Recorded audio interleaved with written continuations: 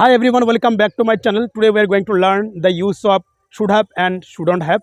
আজকের এই ভিডিওর মধ্য দিয়ে আমরা should have এবং shouldn't have এর ব্যবহার নিয়ে আলোচনা করব। প্রথমে আমরা আলোচনা করব should have এর ব্যবহার নিয়ে। should have আমরা কোন ক্ষেত্রে ব্যবহার করব। কোনো কাজ করা উচিত ছিল কিন্তু করা হয়নি, যার ফলে সেই কাজ সম্পর্কে আমরা পরবর্তীকালে দুঃখ প্রকাশ করি অথবা অনুতাপ প্রকাশ করি। অর্থাৎ বাংলা বাক্যে উচিত ছিল কথাটি থাকলে আমরা ব্যবহার করব শুড হ্যাভ প্লাস ভার্বের থার্ড ফর্ম, এবং এক্ষেত্রে বাক্যের গঠনটি হবে subject plus should have plus ভার্বের third form plus object. Let's see some examples.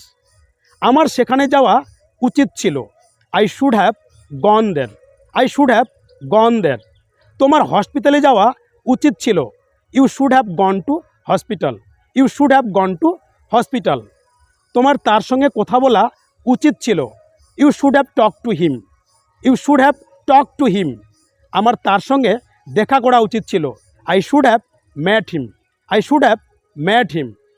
এবারে আমরা আলোচনা করব শুডন্ট হ্যাভের ব্যবহার নিয়ে। শুড নট হ্যাভ সংক্ষেপে আমরা বলবো শুডন্ট হ্যাভ। এবং এই শুডন্ট হ্যাভ আমরা কোন ক্ষেত্রে ব্যবহার করব।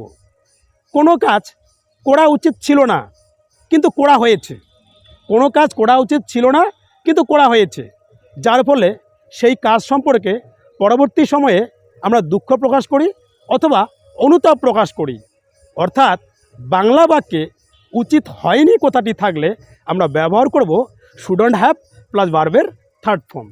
এক্ষেত্রে বাক্যের গঠনটি হবে subject plus should not have, সংক্ষেপে বলবো শুডন্ট হ্যাভ প্লাস ভার্বের থার্ড ফর্ম প্লাস অবজেক্ট।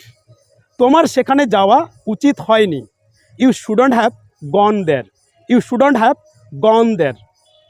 তোমার তাকে জানানো উচিত হয়নি, you shouldn't have informed him. You shouldn't have informed him. আমার তার সঙ্গে কথা বলা উচিত হয়নি, I shouldn't have talk to him. I shouldn't have talked to him. I hope you like the video. If you like the video, please like, comment and share, and don't forget to subscribe my channel. We'll meet in the next video. Till then, keep practicing. Have fun. Bye-bye.